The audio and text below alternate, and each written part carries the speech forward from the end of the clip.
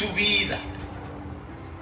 Belén, un lugar, mis hermanos, que no era influyente, que no era grande, la más pequeña. Nuestro Señor Jesucristo escogió un pesebre para que sea su cuna. ¿Por qué el Rey de Reyes escogió Belén? Escogió un pesebre humilde. ¿Por qué escogió el vientre de una familia humilde y campesina, como lo fue María? ¿Por qué escogió a un miembro, parte de la familia, conocido como José, un humilde carpintero, el Rey del universo? ¿Por qué nuestro Señor Jesucristo escogió, mis hermanos, un pollino, un asno, para presentarse como el Rey de Israel y cumplir así la profecía de Zacarías capítulo 9 y el versículo 9? ¿Por qué nuestro Señor Jesucristo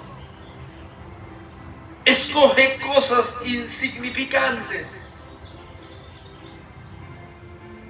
La ciudad, que no era grande ni influyente, Belén, una familia de campesinos,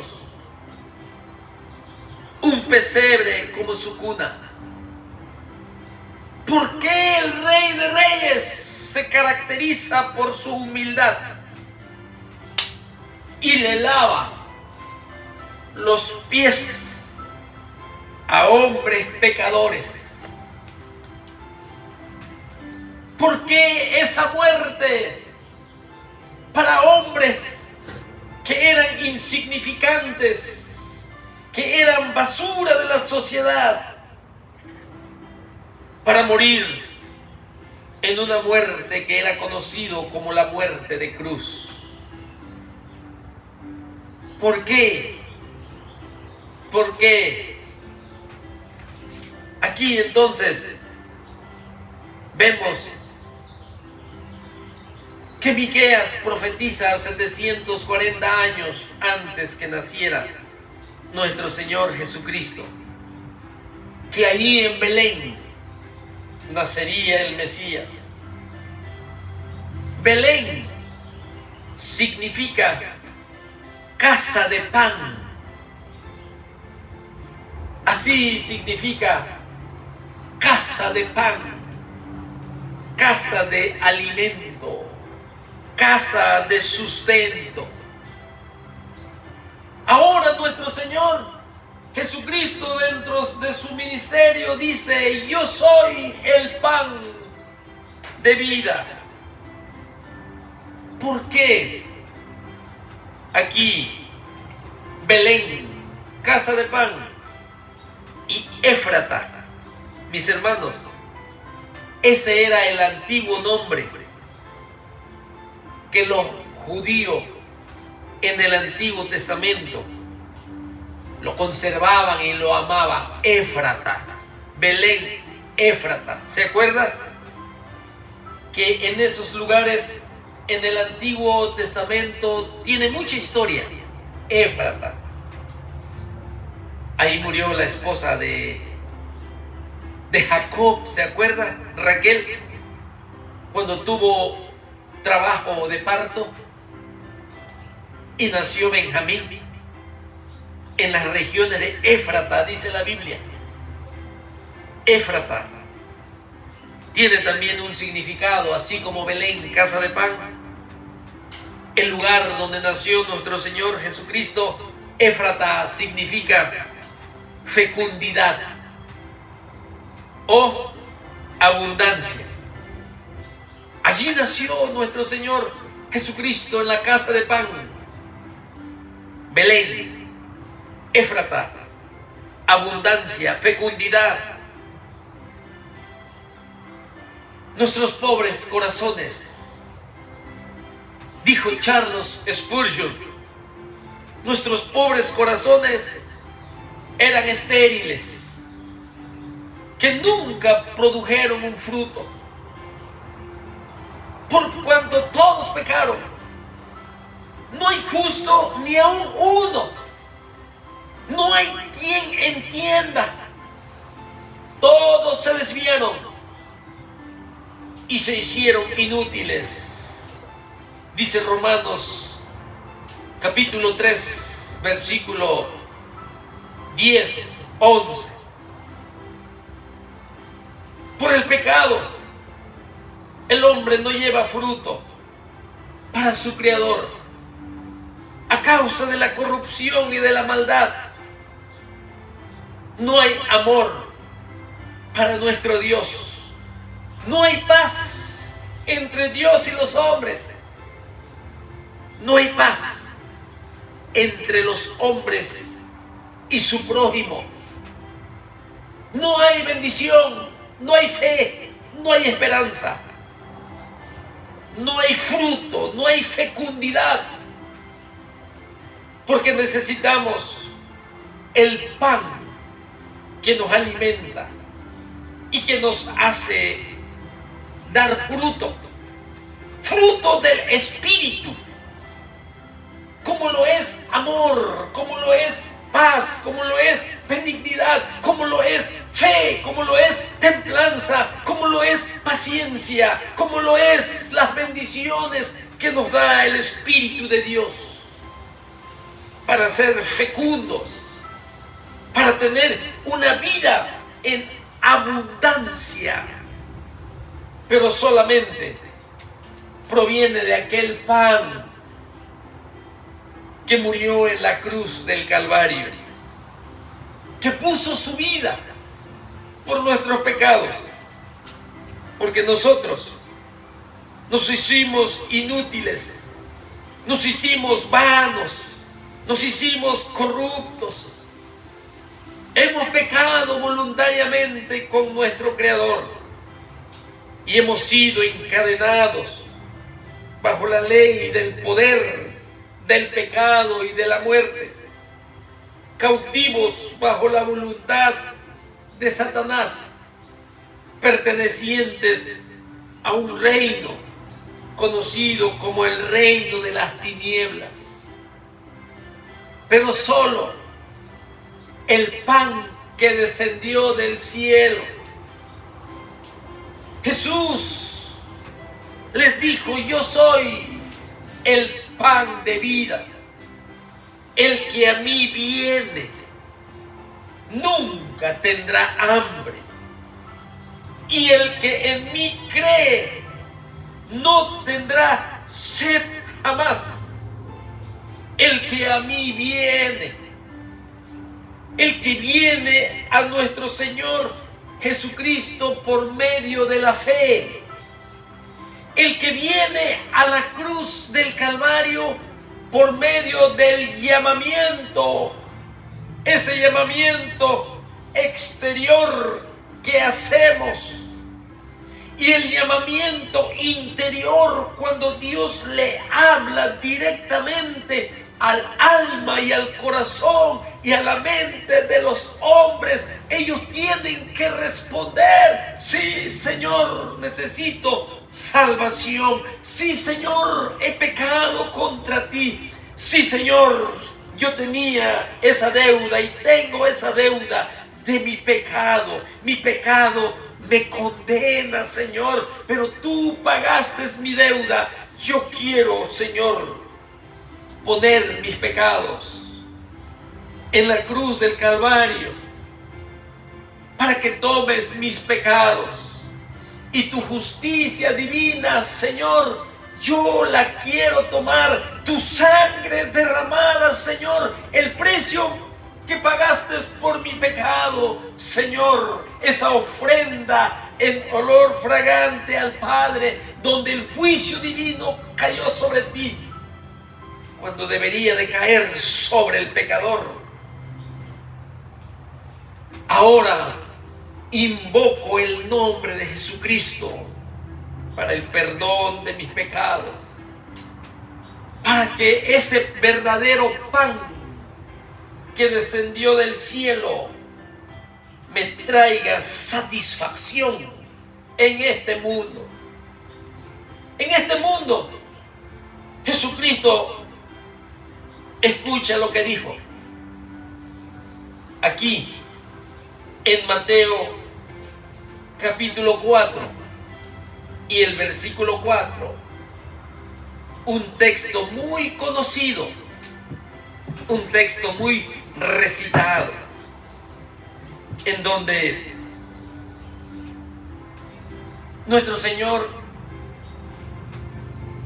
el Señor de Belén, se encontraba en el monte de la tentación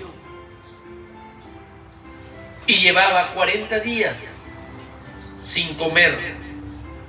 Y dice la palabra del Señor que Él tuvo hambre.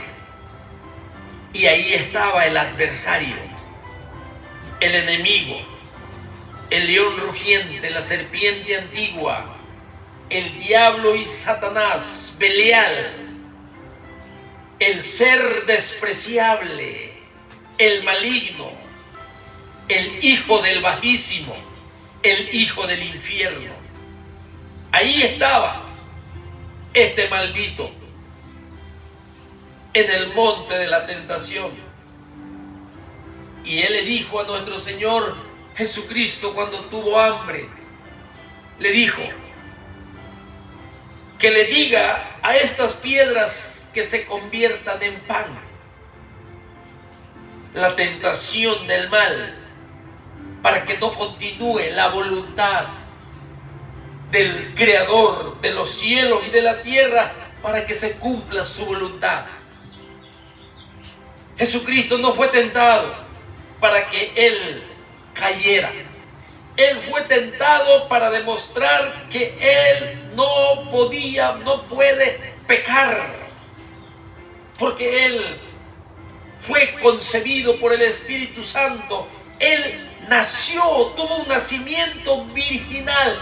Él era 100% puro, 100% santo. Y cuando Satanás lo tienta, Él le responde y le dice: escrito está,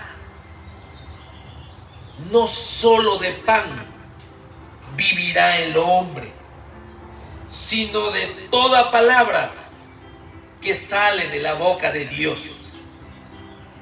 Aquí hay un contraste en donde Jesucristo es el pan de vida en Juan 6. Y aquí en Mateo 4 se está hablando de un pan material. Jesucristo en Juan 6 habla de un pan espiritual que te da la vida eterna. El pan espiritual que te da el perdón de tus pecados, que quita esa muerte espiritual del hombre.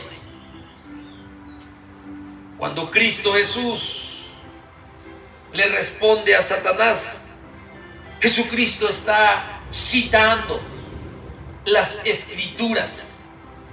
Él está citando Deuteronomio capítulo 8 y el versículo 3.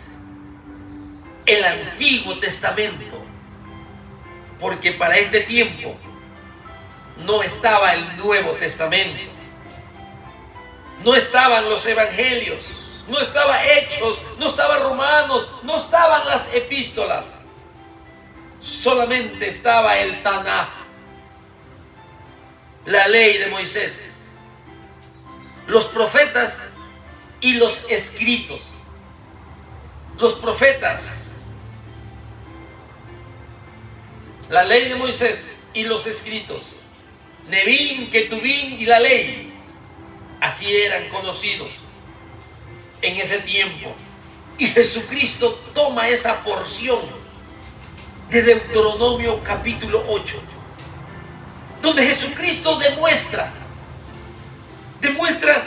que toda palabra que sale de la boca de Dios debería de ser más preciosa para nosotros que la misma comida que Satanás le quiere dar.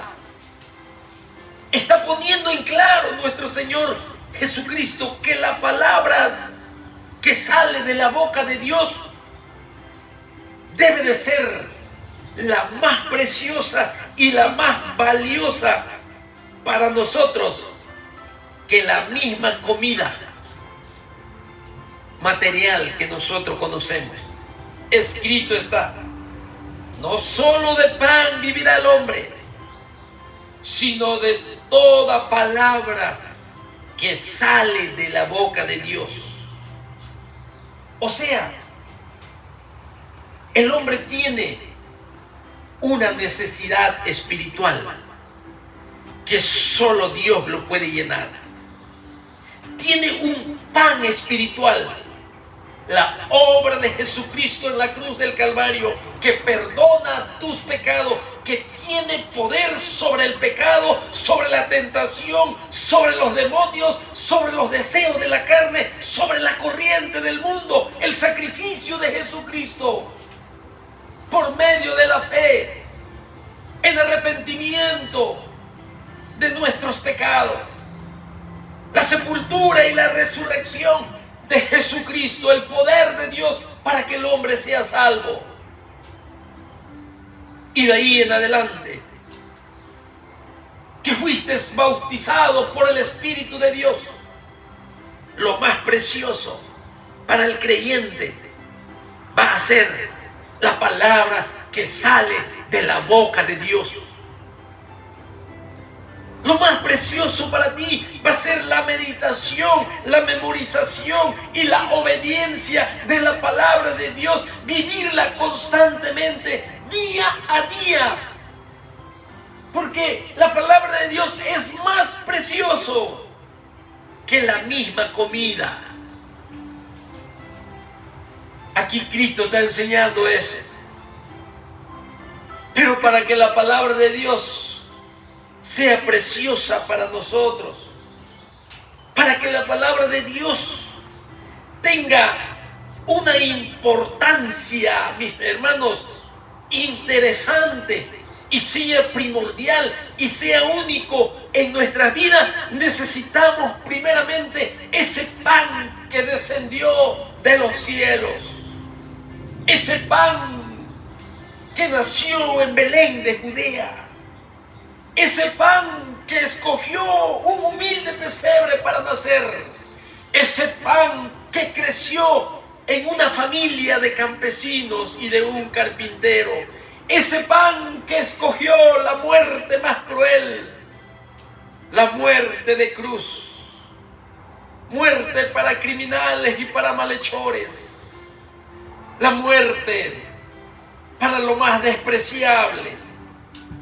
Nuestro Señor Jesucristo, hermanos míos, es el pan vivo que descendió del cielo.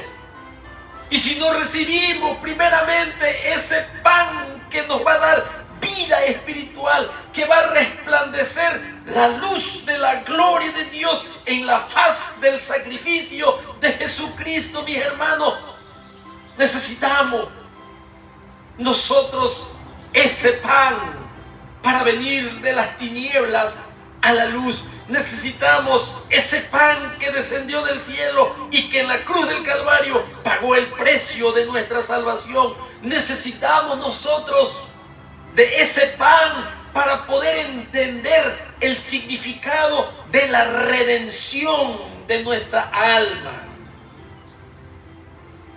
Por eso Jesucristo le dice a Satanás que lo más precioso que puede existir debajo de este cielo es la palabra que sale de la boca de Dios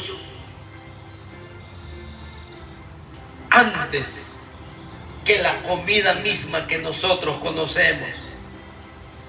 El hambre, mis hermanos, el hambre representa lo que el humano desea.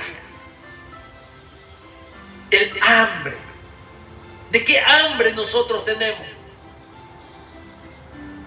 Hambre hambre de la palabra de Dios, hambre de amar a nuestro Señor Jesucristo, hambre de amar ese sacrificio único, precioso, poderoso de nuestro Señor Jesucristo. ¿Qué hambre nosotros tenemos? ¿O tenemos hambre de materialismo? Tenemos hambre. ¿Con qué queremos llenar esa parte vacía que nosotros tenemos en el alma? Cristo Jesús, aquí en el monte de la tentación, donde hizo ver que la palabra que sale de la boca de Dios es más preciosa que la misma comida, que el mismo vestido, que el mismo carro, que las mismas casas, que lo mismo que nosotros tengamos y que nuestros ojos contemplen.